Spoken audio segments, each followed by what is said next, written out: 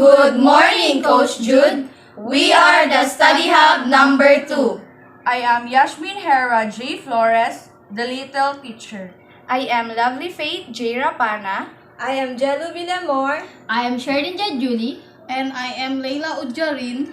We are going to discuss the Module 1 entitled Learner-Centered Teaching, Foundation and Characteristics. Intended learning outcomes. After studying the module, we are expected to differentiate learner-centered teaching from other teaching approaches, as applied in various teaching areas. Discuss the need to shift from teacher-centered teaching to learner-centered teaching based on philosophical foundations, teaching principles, and current research, and discuss the varied roles of the teacher in learner-centered teaching and learning. Introduction.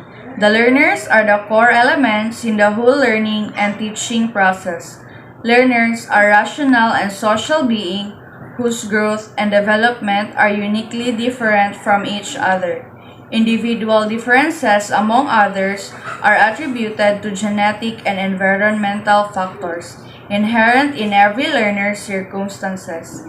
Thus, in a learning-centered instruction, it is of paramount importance to identify and examine how to meet each learner's learning needs, and from there, adopt a classroom pedagogy or sets of instructional strategies that will facilitate and bring the learners to their full human potentials.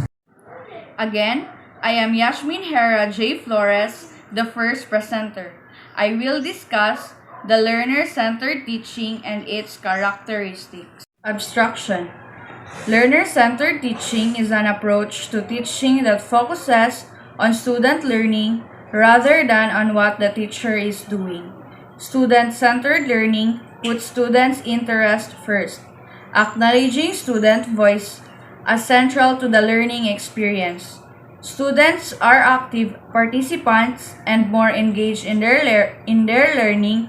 They make decisions about what they will learn and how. They work in collaboration. Learning is deeper and long-term. In learner-centered perspective, teachers must continually seek to understand how students learn so that they can effectively apply and adapt teaching strategies to meet the learning needs of their students. Learner-centered teaching is a teaching approach that prioritizes student engagement and learning, focusing on active participation and decision-making. It encourages students to take ownership of their learning, set goals, and engage in reflective thinking. Teachers adapt teaching strategies to meet individual needs, creating a supportive learning environment. Characteristic of learner-centered teaching. Number 1. Learner-centered teaching engages students into the hard, messy work of learning. Number 2. Learner-centered teaching includes explicit skill instruction. Number 3. Learner-centered teaching encourages students to reflect on what they are learning and how they are learning it. Number 4. Learner-centered teaching motivates students by giving them some control over learning processes. Number 5. Learner-centered teaching encourages collaboration. Characteristics of learner-centered teaching. Number 1. Learner-centered teaching engages students in the hard, messy work of learning by shifting the focus of activity from the teacher to the learners. This approach includes methods such as active learning, explicit skill instruction, and encouraging students to reflect on and evaluate their own learning. It aims to empower students, promote active participation, and create a more inclusive and engaging learning environment. Learner-centered teaching recognizes that each student has a unique learning style and seeks to tailor the educational experience to meet individual needs, ultimately preparing students for lifelong learning. Number 2. It includes explicit skill instruction such as teaching students how to think, solve problems, evaluate evidence, analyze arguments, and generate hypotheses. This approach helps students develop critical thinking skills, encourages them to take an active role in their education, and has been shown to be superior to traditional teaching methods in terms of short-term mastery, long-term retention, and the acquisition of critical thinking and problem-solving skills. Number 3. Learner-centered teaching encourages students to reflect on what they are learning and how they are learning it. This approach views learners as active agents who bring their own knowledge, past experiences, and education to the learning process. By regularly reflecting on their own learning, students can better understand how they learn and how they can become more effective learners. Number 4. This approach views learners as active agents who bring their own knowledge, past experiences, and education to the learning process. By giving students some control over their learning, they become more engaged and motivated. Learner-centered teaching encourages collaboration, critical thinking, and problem-solving skills, and it recognizes and values diversity. It is also creates a supportive learning environment where students feel comfortable taking risks and making mistakes. Number 5. Learner-centered teaching encourages collaboration by fostering a shared objective of advancing collective knowledge and skills, emphasizing learning how to learn, and providing mechanism for sharing what is learned. It promotes effective communication skills, peer collaboration, and group work, which are essential for students to learn from each other and build a shared understanding. This approach recognizes that collaboration needs to be a regular occurrence in the classroom for an extended period to be effective. By engaging in collaboration activities, students can achieve high levels of understanding and develop the confidence to be successful in and beyond the classroom. Good morning, Coach Jude. I am Lovely Faith J. Rapana, the second presenter. So let's have a short recap about the topic of the first presenter about the learner-centered teaching and the characteristics of learner-centered teaching.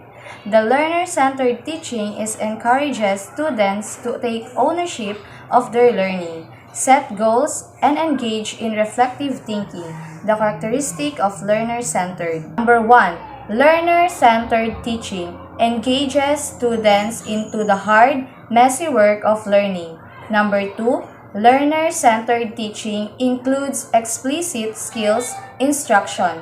Number 3. Learner-centered teaching encourages students to reflect on what they are learning and how they are learning it. Number 4. Learner-centered teaching motivates students by giving them some control over learning processes. Number 5. Learner-centered teaching encourages collaboration. So now I will be discuss my topic. B. Paradigm shift from teacher-centered to learner-centered teaching. Learner-centered and teacher-centered instruction have been on since many years, but learner-centered instruction indeed as a paradigm shift from teacher-centeredness. It gives the learner all chances of being an effective participant in teaching learning process. 1. Philosophical perspective. Teacher-centered philosophies. Essentialism. Essentialism is the educational philosophy of teaching basic skills. This philosophy advocates training the mind. Essentialist educators focus on transmitting a series of progressively difficult topics and promotion of students to the next level of grade. Subjects are focused on the historical context of material world and culture and move sequentially to give a solid understanding of the present day. Perennialism. Perennialism is the educational philosophy that the importance of certain works transcend time. Perennial works are those considered as important and applicable today as they were when they are written, and are often referred to as a great book.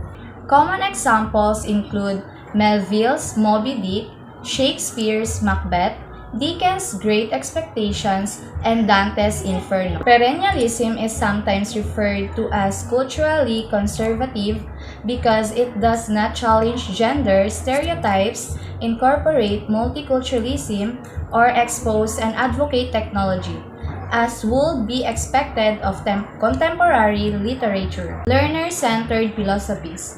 Progressivism. Progressivism is a more developed version of a pragmatism, emphasizing that ideas should be tested by experimentation and that learning is rooted in questions developed by learners. They believe that human experience is far more important than authority when it comes to learning. Like pragmatists, progressivists believe that change is occurring and should be embraced rather than ignored. Humanism. Humanism is concerned with enhancing the innate goodness of individuals. It focuses on individual development through a process of developing a free, self-actualizing person. Education should start with the individual and the choices made by individual. The humanistic classroom is welcoming and caring. Students feel uncomfortable to share their thoughts, feelings, beliefs, fears, and aspirations with each other. Constructivism emphasizes developing personal meaning through hands-on, activity-based teaching and learning. Teachers are responsible for creating effective learning situations rather than constantly lecturing students. Personal meaning is the best way for students to connect to the material being taught. Supporting research.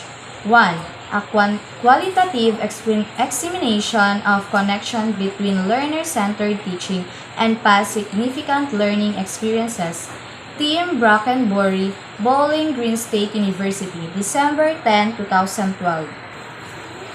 The role of teacher efficacy and characteristics on teaching effectiveness, performance, and use of learner-centered practices.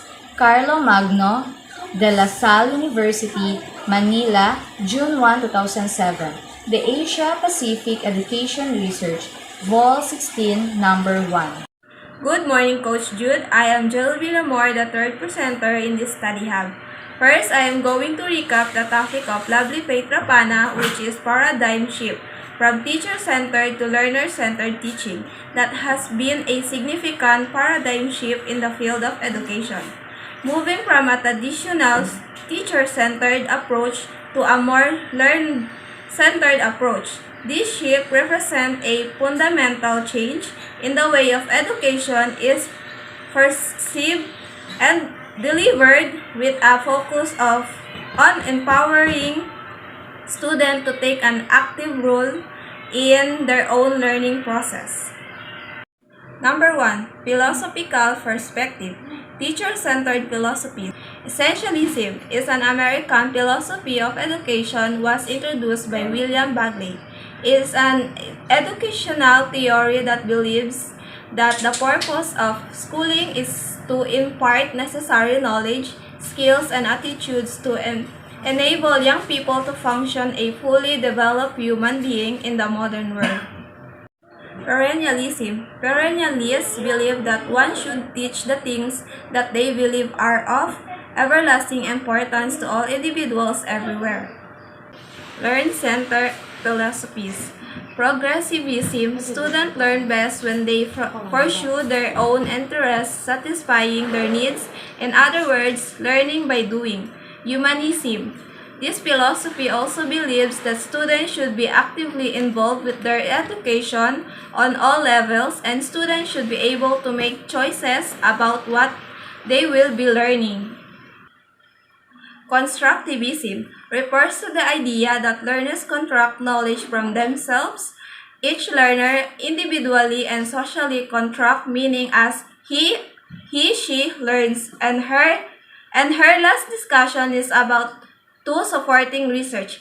From that, I am going to continue the discussion of Lovely Faith Rapana, which is the number 3 of supporting research. 3. The impact of learner-centered teaching in student learning skills and strategy. Maria Angeles Daro Hinosolango, Amparo Bedua de Nagsao, Mindanao University of Science and Technology, Philippines International Journal for Cross-Disciplinary Subject in Education, Volume 5, Issue 4, December 2014. Number 4. Student-centered learning in classrooms. A strategy for increasing student motivation and achievement by Kun Fai and M. Manhula Malya, Department of Information Technology, Sinibas Institute of Management Studies, Pandishwar, Mangalore, Karnataka International Journal of Current Research and Modern Education, Volume 1, Issue 1, 2016. Number 5. Learner-centered classroom practices and assessment maximizing student motivation, learning and achievement, Barbara L. McCombs and Linda Myler. Number 3. Resistance to change. Managing the shift. It is human nature to counteract any changes, but change is inevitable. The reason why people resist to change is because it's not an easy transition and there is the fear of the unknown. Students resist learner-centered approach for a variety of reasons. Resistance to change is a natural reaction when individuals or groups are asked to alter their current behaviors or ways of working. It is a stem for various factors such as fear of unknown, loss of control, and concern about the impact of change on one rule or responsibilities. The four most common reasons students resist learner-centered approaches are: Number 1. Learner-centered approaches are more work. Number 2. Learner-centered approaches are more threatening. Number 3. Learner-centered approaches involve losses. Number 4. Learner-centered approaches may be beyond student. Learner-centered approaches are more work. Resistance to learning-centered approaches can arise due to perceptions that they require more effort and resources. However, it's important to note that while learner-centered approaches may demand more initial effort, the long-term benefits often outweigh the additional work involved. Learner-centered approaches involves losses. Learner-centered approaches can be perceived as involving potential losses due to the shift in instructor rule, the perceived complexity of implementation, and resistance to change. Learner-centered approaches may be beyond student. Learner-centered approaches extend beyond benefiting students and can have a significant impact on employee training and development, pedagogical approaches, and cultivations of lifelong learning skills of the student. The next presenter will continue the discussion in faculty resistance. Good morning, Coach Jude. I am Charlene Julie, the fourth reporter from the Study Hub. Before we continue, let us first recap the previous topic of Ms. Jelu about supporting research, which is the impact of learner-centered teaching in students' learning skills and strategies. Student-centered learning in classroom and learner-centered classroom practices and assessment. The second one is resistance to change. Managing the shift is a human nature to counter any changes, but change is inevitable. We have four most common reasons students resist learner-centered approach are: learner-centered approach are more work. These approaches are more work for faculty. Learner-centered approaches are more threatening. Students also resist this approach because they are afraid. Learner-centered approaches involves LUCEST. These approaches take our student to new places where responsibility and ownership for what does and does not happen in much obviously theirs. Learner-centered approach may be beyond students. If teachers are unfair to student on unethical or ask student to engage in ethically compromise behavior, then we should hope that student would resist despite the past that they may do so at some personal risk. And I will be the one to that's all, and I will be the one to continue the part of faculty resistance. Faculty resistance. Students are not the only ones who resist these approaches. Some colleagues and administrator will object as well. Their resistance will be just as disheartening. It might be professional threatening too. As with students, it is important to analyze the basis of their resistance. On what grounds do they object? Then consider how a faculty member committed to learner-centered approaches and anxious to implement them can deal with resistance at this level. Faculty members may object on grounds such as academic freedom, curriculum concerns, resource allocations, governance and decision-making, and professional autonomy.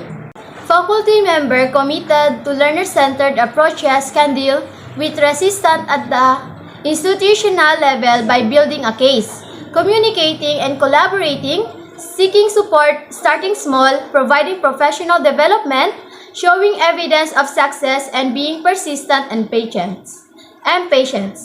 These strategies involve gathering evidence, engaging in open communication, finding support, implementing pilot projects, opening training, showcasing evidence, and staying committed over time. Sources of faculty resistance. The objections that colleagues raise come primarily from two sources. They object because they find the approaches enormously threatening. Learner-centered approaches test a teacher's level of self-confidence. They deal with issues of power and authority. They take us away from an exclusive reliance on content expertise and move us into the new or unfamiliar domain or learning skills. They raise questions about common instructional practices. Points of contention are brought forward by colleagues. They object because they believe the methods gauge a teacher's degree of confidence.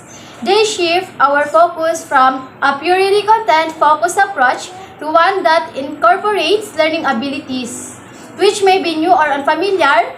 They cast doubt or widely used teaching strategies.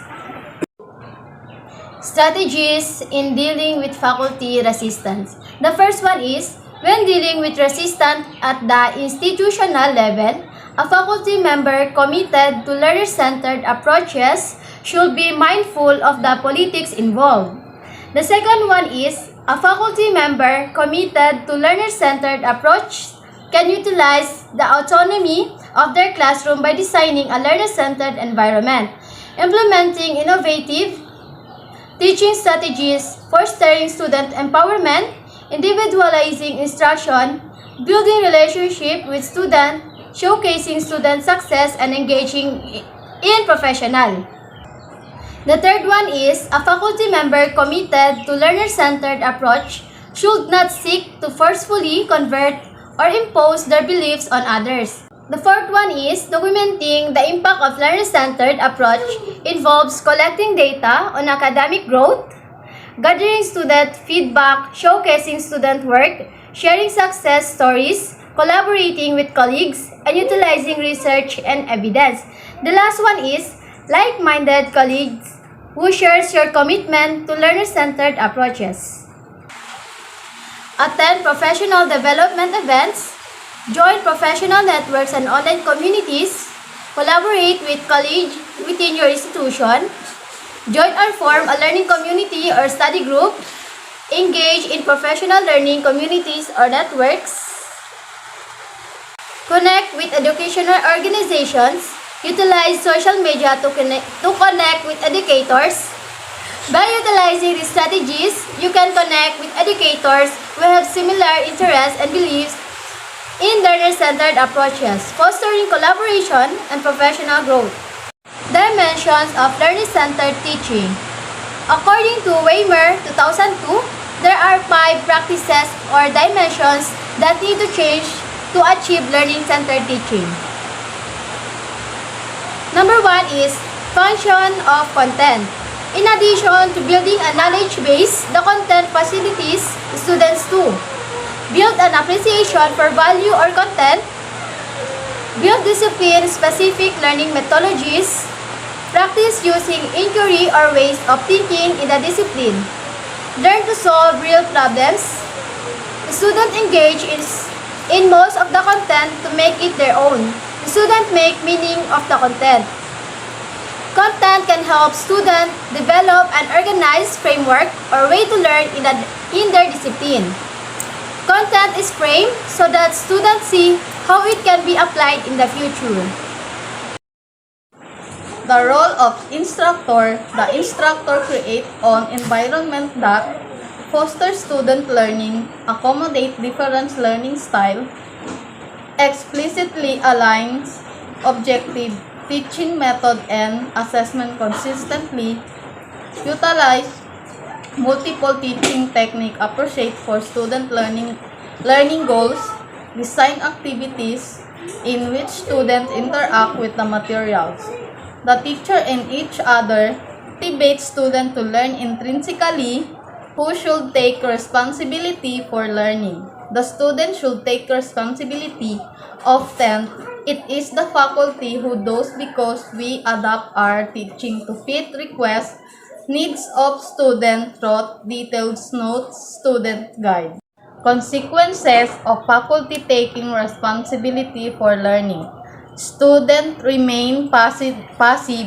Students do not gain confidence in their ability to learn on their own. Yet a common goal of higher education is for graduates to be self-directed learners who can continue to learn the rest of their lives. Faculty need to teach students how to take responsibility for learning. There are specific skills that can be taught, practiced, and mastered. The purposes and processes of assessment. Assessment is integrated within the learning process. Instructor give formative feedback for the purposes of fostering improvements. Students have multiple opportunities to assess themselves and their peers. Students can learn from their mistake and demonstrate mastery. Instructor encourage students to justify their answer when they do not agree with those of instructor. Instructor and student mutually agree on the time frame for feedback and always follow the time frame for providing feedback. Instructor uses authentic assessment throughout of course. And the last one is the balance of power.